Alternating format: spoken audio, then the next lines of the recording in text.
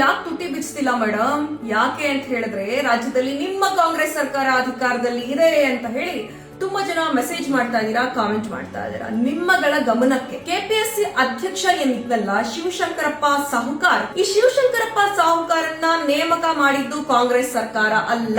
ಈತನ ನೇಮಕ ಆಗಿದ್ದು ಏಪ್ರಿಲ್ 5ನೇ ತಾರೀಕು 2021ನೇ ಇಸ್ವಿನಲ್ಲಿ. ಈತನನ್ನ ನೇಮಕ ಮಾಡಿದ್ದು ಅವತ್ತು ಅಧಿಕಾರದಲ್ಲಿ ಇದ್ದಂತ ಬಿಜೆಪಿಯವರು, ಅಂದ್ರೆ ಬಿಜೆಪಿ ಸರ್ಕಾರ ಈತನನ್ನ ಕೆಪಿಎಸ್ಸಿ ಅಧ್ಯಕ್ಷನಾಗಿ ನೇಮಕ ಮಾಡಿತ್ತು. ಈಗ ನಿಮ್ ಸರ್ಕಾರ ಇದೆ, ನೀವು ತಗ್ಗಕ್ ಬಿಡ್ಬೋದಲ್ಲ ಅನ್ನೋ ಪ್ರಶ್ನೆ ನೀವು ಕೇಳಬಹುದು. ಆದ್ರೆ ಪ್ರತಿಯೊಬ್ಬ ಕೆಪಿಎಸ್ಸಿ ಅಧ್ಯಕ್ಷನಿಗೂ ಕೂಡ 6 ವರ್ಷಗಳ ಕಾಲ ಅಧಿಕಾರ ಅವಧಿ ಇರುತ್ತೆ.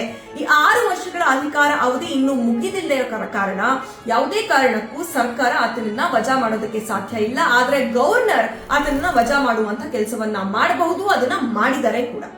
ಎರಡನೇದಾಗಿ ಸಿಟಿ ರವಿ ಅವರು ಪ್ರಶ್ನೆ ಮಾಡ್ತಾ ಇದ್ದಾರೆ, ಅಶೋಕ್ ಅವರು ಇದನ್ನು ವಿರೋಧಿಸಿ ಪ್ರಶ್ನೆ ಮಾಡ್ತಾ ಇದ್ದಾರೆ, ಬಿಜೆಪಿ ಅವರು RSS ಸಂಘಟನೆಗಳವರು ಕಾಂಗ್ರೆಸ್ ಸರ್ಕಾರವನ್ನ ಪ್ರಶ್ನೆ ಮಾಡ್ತಾ ಇದ್ದಾರೆ ಈ ಕೆಪಿಎಸ್ಸಿ ಹಗರಣಕ್ಕೆ ಸಂಬಂಧಪಟ್ಟ ಹಾಗೆ. ಆದ್ರೆ ಇವರೆಲ್ಲರ ಪರವಾಗಿ ಇರುವಂತಹ ಒಬ್ಬ ವ್ಯಕ್ತಿ ಈ ಭ್ರಷ್ಟನ ಪರವಾಗಿ, ಈ ಶಿವಶಂಕರಪ್ಪ ಸಾಹುಕಾರ್ ಮಾಡಿರೋ ಎಲ್ಲಾ ಕೆಲಸಗಳು ಸರಿ ಅಂತ ಹೇಳಿ ಕೋರ್ಟ್ ನಲ್ಲಿ ವಾದವನ್ನ ಮಂಡಿಸ್ತಾ ಇದ್ದಾರೆ. ಯಾರು ಅಂತ ಹೇಳಿದ್ರೆ ಅರುಣ್ ಶ್ಯಾಮ್ ಅವರು. ಈ ಅರುಣ್ ಶ್ಯಾಮ್ ಅವರು ಬಿಜೆಪಿ ಅಧಿಕಾರದಲ್ಲಿ ಇದ್ದಂತ ಸಂದರ್ಭದಲ್ಲಿ ಅಡಿಷನಲ್ ಅಡ್ವೊಕೇಟ್ ಜನರಲ್ ಆಗಿದ್ದವರು. ಅಫ್ಕೋರ್ಸ್ ಅವರು ವಕೀಲಿ ವೃತ್ತಿ ಮಾಡ್ತಾ ಇದ್ದಾರೆ. ಆದ್ರೂ ಕೂಡ ನಾನು ಅಶೋಕ್ ಅವರಿಗೆ, ಸಿಟಿ ರವಿ ಅವರಿಗೆ ಹೇಳಕ್ ಇಷ್ಟಪಡೋದೇನಂದ್ರೆ, ನಿಮ್ಗಳೆಲ್ಲರ ಪರವಾಗಿ ಮೊನ್ನೆ ಸಿಟಿ ರವಿ ಅವ್ರ ಮುಲ್ಲಾ ಕೇಸಲ್ಲೂ ಕೂಡ ಅವರು ನಿಮ್ ಪರವಾಗಿ ವಾದ ಮಾಡ್ತಾ ಇದ್ದಾರಲ್ವಾ ಅರುಣ್ ಶ್ಯಾಮ್ ಅವರು.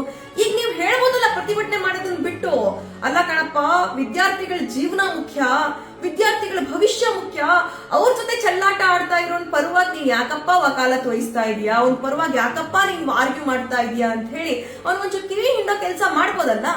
ಸಿಂಪಲ್ ಇದು. ನಿಮ್ಗೆ ನಿಜವಾಗ್ಲೂ ವಿದ್ಯಾರ್ಥಿಗಳ ಬಗ್ಗೆ ಕಾಳಜಿ ಇದ್ರೆ ಈ ಕೆಲಸ ಮಾಡಬಹುದು. ನೀವು ಮಾಡಲ್ಲ.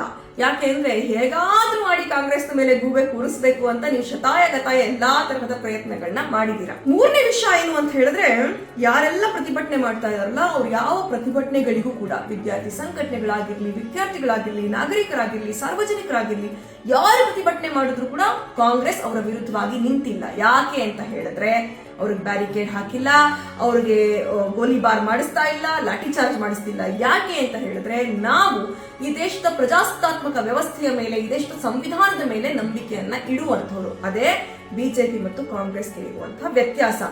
ಈಗ ನೀವು ನಿರ್ಧಾರ ಮಾಡಿ ಹೇಳಿ, ಈ ಶಿವಶಂಕರಪ್ಪ ಸಾಹುಕಾರನ್ನ ನೇಮಿಸಿದಂತವ್ರ ವಿರುದ್ಧ ಹೋರಾಟ ಮಾಡ್ಬೇಕಾ, ಇಲ್ಲ ಕಾಂಗ್ರೆಸ್ ವಿರುದ್ಧ ಹೋರಾಟ ಮಾಡ್ಬೇಕಾ? ಈ ಶಿವಶಂಕರಪ್ಪ ಸಾಹುಕಾರ ಪರವಾಗಿ ವಕಾಲತ್ತನ್ನ ವಹಿಸಿರುವಂತಹ ಬಿಜೆಪಿ RSS ವಕೀಲನ ವಿರುದ್ಧ ಧ್ವನಿ ಎತ್ತಬೇಕಾ, ಇಲ್ಲ ಕಾಂಗ್ರೆಸ್ನ ವಿರುದ್ಧ ಧ್ವನಿ ಎತ್ತಬೇಕಾ?